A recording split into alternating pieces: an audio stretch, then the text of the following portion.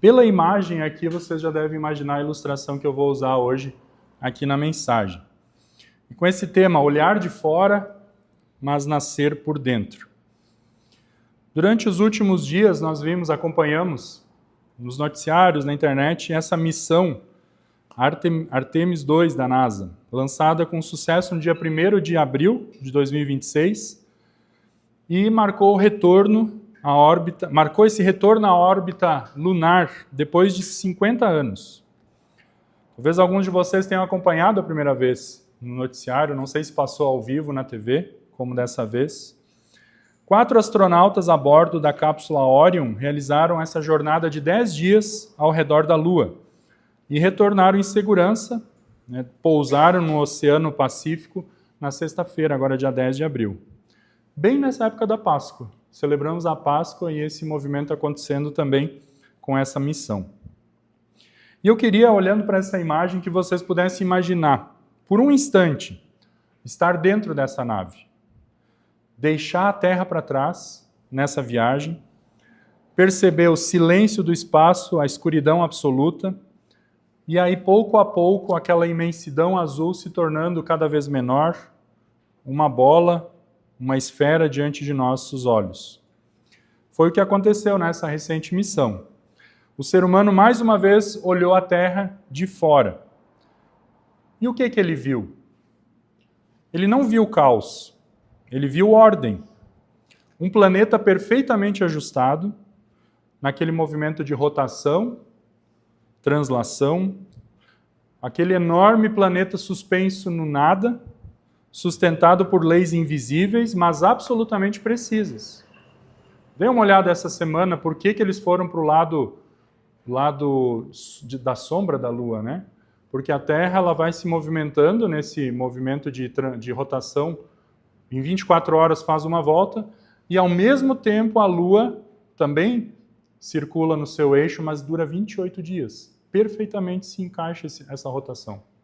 Então o planeta leva um dia para fazer a volta, a Lua, e aí por isso, nesse movimento combinado, uma parte da Lua nunca é vista da Terra aqui por nós. Qual seria a nossa reação ao estar lá? Naquela distância, olhando pela pequena janela, vendo esse imenso planeta azul. Vocês sabiam que tem um nome para isso, para o efeito de ver, de ter essa experiência? Se chama Overview Effect. É um efeito, a tradução seria um efeito de visão geral. Psicólogos estudaram profundamente os relatos dos astronautas que tiveram essa experiência, que viveram isso. E nos relatos, os astronautas falam que essa experiência não é só visual, ela é existencial. Ela é emocional, ela é espiritual, alguns relataram. Surge uma sensação de unidade na humanidade. Isso até um dos astronautas falou isso numa das lives que teve, né? A impressão que eu tenho que é uma coisa só. A gente vê guerra na Ucrânia, vê conflitos mundiais, mas o ser humano a gente vê essa unidade. E esse desejo de viver em unidade. Também a percepção de que não existem fronteiras reais. Lá de cima eles não veem a divisão como a gente vê no mapa, né? As fronteiras demarcadas. Isso não se enxerga. Alguns descreveram isso como uma experiência quase religiosa. Ter essa visão, né, esse efeito de visão geral. Há uma mudança de valores na vida dessas pessoas, uma ampliação de propósito. Eles falaram que nunca mais enxergam a realidade da mesma forma. E por quê? Porque pela primeira vez eles viram isso de fora. Se percebe que toda a história humana está contida naquela esfera azul. Então a pessoa deixa de se ver como o centro das coisas. E ela vê só parte muito pequena de uma coisa maior, grandiosa. É como se uma mudança de perspectiva física provocasse uma revelação interior. Eu tento imaginar isso. Eu fico impactado com as imagens. Agora vieram novas imagens do planeta. Houve discussão, a cor é diferente e tal. A qualidade das câmeras também é diferente e tudo isso. Imagine viver isso agora ao vivo. Eu não sei o que faria, né? Diante dessa visão, a gente percebe aqui um movimento contrário, na verdade. O ser humano, vendo tudo isso, e mesmo tendo a capacidade de voar, sair da órbita e enxergar tudo isso, o que é grandioso, na verdade, se torna pequeno. Essa é a contradição. Mesmo sem conseguir explicar, o ser humano olha para tudo aquilo lá e percebe que isso não é um acidente. A Terra girando perfeitamente, a Lua no seu ciclo, como eu já falei, a atmosfera sustentando a vida com uma precisão absoluta.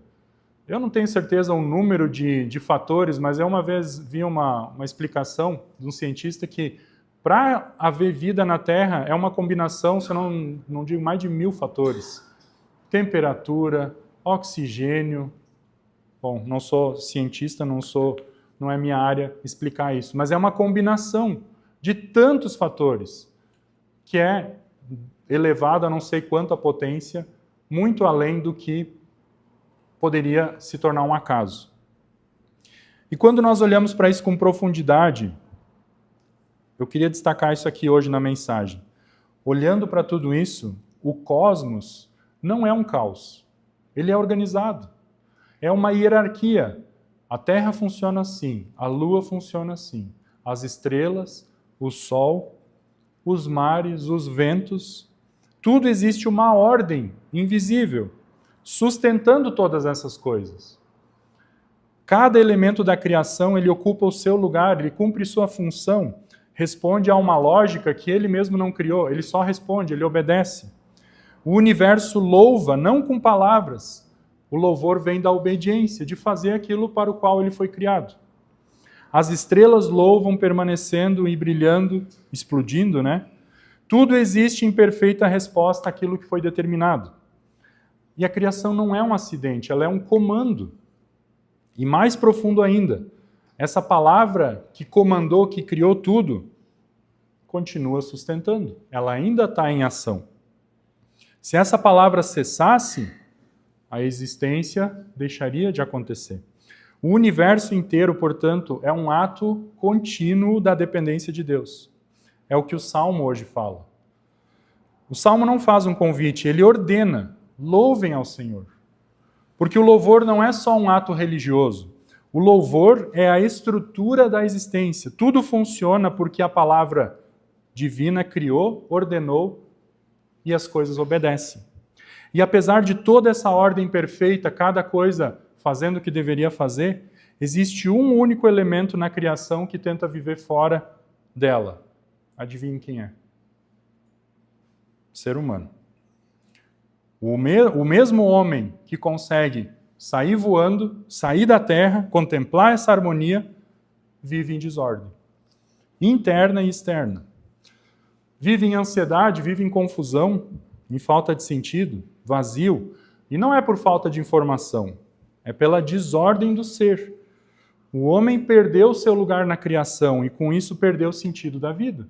Não faz mais aquilo que deveria fazer, como as outras coisas.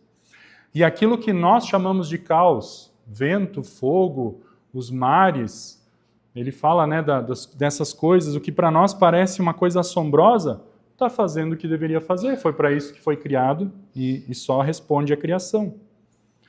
Então essa é a raiz. Não há só uma desordem de comportamento no ser humano, mas a natureza está desconfigurada. E é aqui que eu quero destacar o evento da Páscoa, que é um escândalo. Porque Deus não vem melhorar essa estrutura nossa. Deus não vem melhorar o ser humano. Deus vem para recriar, regenerar, como a gente ouviu nas leituras. O Evangelho de João, quando Jesus aparece lá, os discípulos trancados, com medo e fechados em si mesmos, Jesus faz uma coisa que à primeira vista pode passar despercebido. Nem sei se vocês prestaram atenção nisso, nesse detalhe na leitura. O que Jesus fala? Ele diz, paz esteja com vocês, 2 vezes. E aí o que Jesus fala? O que Jesus faz, na verdade? Sopra. Sopra o Espírito. O que Cristo faz aqui? É o mesmo gesto da criação em Gênesis. Deus sopra e a vida acontece. Agora o ressuscitado sopra. É uma nova criação. O que Cristo está fazendo ali não é só consolar discípulos assustados. Ele está inaugurando uma nova criação. A ressurreição não é só uma vitória sobre a morte, mas é o início de um novo mundo, de um novo ser humano, de uma nova realidade. O livro de Atos, o apóstolo testemunha, o apóstolo Pedro, ele diz, antes, importa obedecer a Deus. Obedecer, as coisas obedecem à sua função. Para nós também, importa obedecer a Deus. Mas obedecer não é só seguir um comando de Deus. Ah, Deus falou, agora tem que fazer. Obedecer é louvar.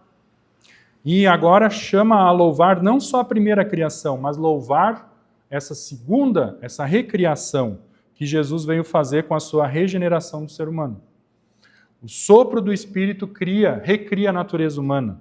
E agora obedecer a Deus, então, é submeter-se a essa grandiosidade de Deus, porque internamente você passou por uma transformação agora. Como os astronautas, que não conseguem mais ver a vida da mesma forma depois de passar por essa experiência e transformação. Depois de ver o planeta azul e a grandiosidade de como ele é, não fica igual. Obedecer a Deus agora é não ficar igual como antes, é submeter a sua alma, a nossa existência, porque nós vemos as coisas de forma diferente, a partir da Páscoa, da ressurreição. E isso muda tudo. E a gente olha para a fé cristã não como uma filosofia. A fé cristã não é uma ideia, não é só um conjunto de valores morais.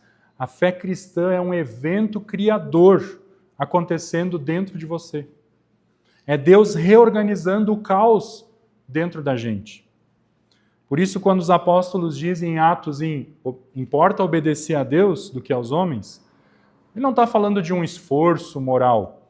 A palavra usada ali para obedecer carrega uma ideia de uma obediência que nasce de dentro, de uma convicção profunda. E isso só acontece quando o coração foi recriado e aí a mente alinhada, quando o ser foi restaurado. E o líder religioso judeu, Gamaliel, mesmo sem compreender exatamente o que está acontecendo ali, mas ele profetizou naquele momento algo que ecoa até hoje. Se isso aí vem de Deus, não pode ser destruído. E 2000 anos se passaram, impérios caíram, ideologias nasceram e morreram, sistemas ruíram, mas Cristo permanece, porque não é obra humana. E quando essa nova criação acontece, isso muda radicalmente dentro de nós. Pedro diz que, mesmo em meio às provações, no sofrimento, o cristão se alegra. Olha que contradição aqui. Isso é absurdo para o mundo. Como é que alguém pode sofrer e ao mesmo tempo se alegrar? Existe uma só resposta: sentido nas coisas.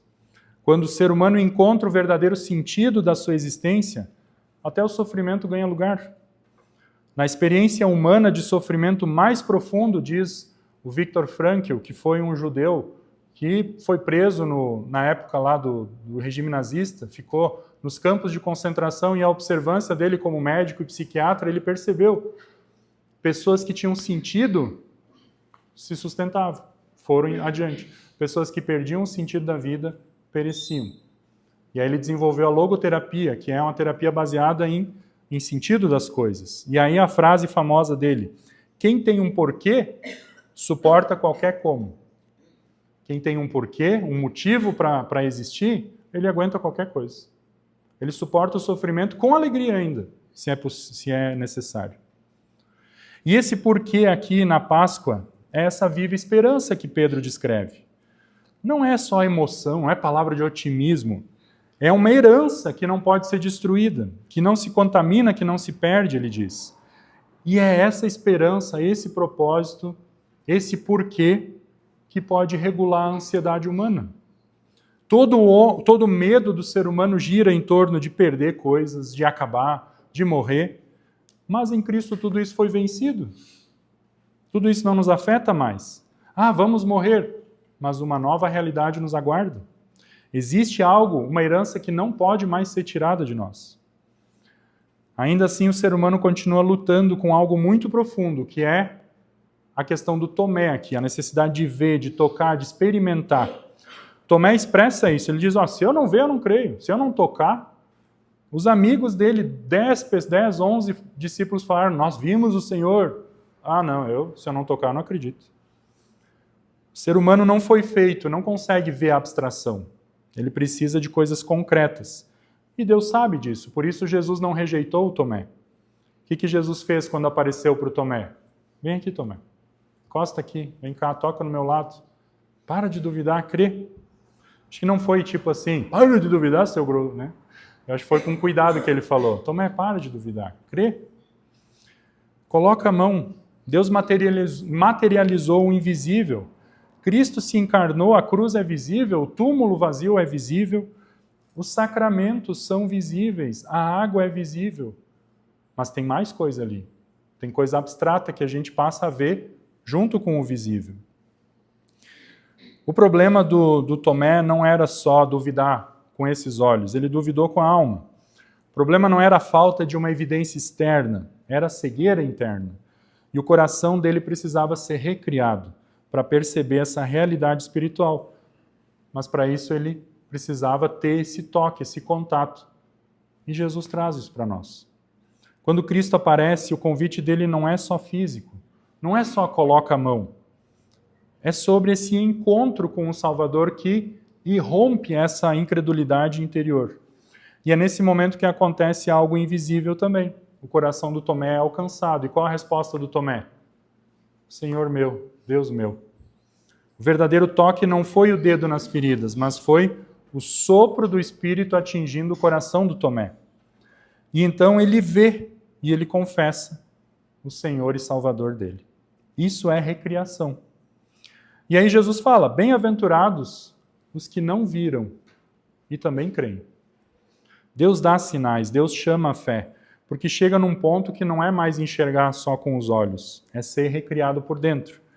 E essa é a grande revelação desse domingo após a Páscoa. O universo inteiro louva, obedece, a criação obedece. O homem já não, mas Cristo veio e recriou o ser humano.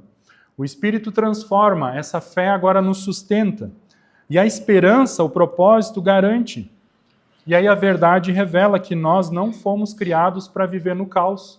Nós fomos criados para viver em ordem, para louvar, para responder a esse ato criador e redentor de Deus. Porque não se trata de entender coisas. Às vezes a gente quer entender Deus, quer explicar Deus. Tem uma música do Fernandinho, né? Ninguém explica Deus. É sobre se relacionar com Ele. É sobre estar em contato com Jesus. A gente pode fazer isso e aí começar a controlar a nossa vida, controlar a realidade, a ansiedade, tentando reorganizar o que está quebrado por dentro, se rendendo à ordem de Deus, a esse sopro do Espírito que nos alcança. Cristo continua fazendo hoje exatamente o que Ele fez lá com os discípulos trancados naquela casa, com medo, inseguros, confusos. Estava um caos aquilo ali. Jesus entra naquela sala sem arrombar porta e janela. Ele aparece ali no meio e diz, paz seja convosco. Esse relato histórico aqui da aparição de Jesus também é um relato, um retrato do que Cristo faz com o coração. Ele também entra nesse ambiente fechado, que está trancado, porta e janela trancado. Ele atravessa o nosso medo. Ele se faz presente na confusão e no caos. Ele se coloca lá no centro, ele sopra sobre a tua vida e ele diz que a paz esteja com você. Ele recria isso. E isso não é superficial, isso não é só uma palavra de ânimo, bora lá, vamos se esforçar. Não. Essa presença de Cristo e o sopro é uma recriação. Paulo descreve isso, fomos regenerados para uma viva esperança. Isso aconteceu que algo novo agora existe dentro de nós. E isso aponta para essa herança que não pode ser destruída nem manchada. É por isso que nós cristãos, mesmo em sofrimento, podemos exultar, louvar, nos alegramos. Porque as dificuldades não negam a fé, elas revelam seu valor, como o fogo revela o ouro e purifica o ouro. No final, tudo converge para um objetivo só, que é esse louvor, honra e glória na revelação de Cristo. E aí a parte final eu quero apontar aqui o alvo dessa fé. Os dois textos finais hoje eles falam disso. O alvo dessa fé é o quê? A salvação da alma. Salvar pessoas. Cristo veio salvar. E não veio salvar para ter só uma vida de boa aqui na Terra. Porque isso aqui nem sempre não é garantido. É só por um tempo. Mas ele veio garantir o que é eterno para sempre. A restauração total do ser. E a gente tem tanta informação sobre isso. Assistimos coisas ao vivo do mundo inteiro. A gente assistiu praticamente ao vivo a esse lançamento e todos os dias lá, relatos deles. Temos acesso a tanta coisa.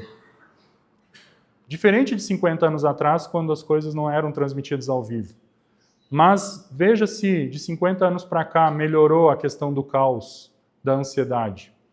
A tendência, eu acredito que piorou tudo isso, né? Nunca estivemos diante de tantas pessoas sem rumo na vida. Então o problema não é falta de informação, é falta de recriação. Nenhuma quantidade de conhecimento vai resolver o problema da desconfiguração aqui. Nenhuma disciplina organiza uma alma em caos. A solução não está no nosso esforço, ela está no sopro do Espírito que nos recria. É por isso que o Evangelho termina dizendo: tudo isso foi escrito para que vocês creiam. A fé não é um detalhe, a fé é o meio pelo qual nós recebemos isso aí. A fé que começa a organizar esse caos interno. A fé que faz a alma alinhar-se e ver corretamente as coisas. Onde a confusão se torna a paz, onde o que é vazio encontra o porquê, o objetivo, a esperança. E ainda falta o último detalhe. Quem é recriado, testemunha. Quem encontra essa ordem não consegue mais guardar isso só para si. Porque o louvor não é só cantar aqui na igreja, vou lá no louvor. Não, louvor é viver, é falar, é anunciar e levar esse encontro com o Salvador onde a gente estiver. É chamar outros para essa criação, é testemunhar, trazer pessoas para o encontro real com o Salvador, para eles receberem esse sopro divino e também encontrarem propósito. E para finalizar mesmo, agora eu quero voltar para o início, para a imagem aqui. Aquela nave, aquele olhar para a Terra, aquela mudança de perspectiva.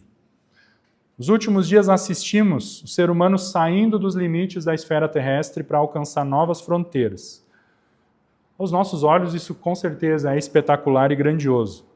Mas ao lermos e vivermos novamente os eventos da Páscoa, percebemos que algo parecido acontece. Aqui na viagem da Artemis, ela saiu, né? Ela foi encontrar novas fronteiras. Na Páscoa, percebemos que Deus também fez uma viagem, mas foi uma viagem maior do que essa, na minha opinião. Foi maior do que enviar pessoas ao espaço. A viagem que Jesus fez, ela teve o caminho contrário. Jesus, lá das alturas, veio para cá. Jesus percorreu essa distância inalcançável por nós. E qual é o destino da viagem de Cristo? O longo, destível, inalcançável coração humano. Esse caminho entre a humanidade e Deus foi rompido por Jesus. E para fazer essa viagem, Jesus entrou numa nave muito mais limitada do que a Orion. A nave que Jesus usou foi o próprio corpo humano. Ele assumiu a nossa natureza, ele entrou na nossa condição e ele veio não para olhar de longe, ele veio para olhar de dentro.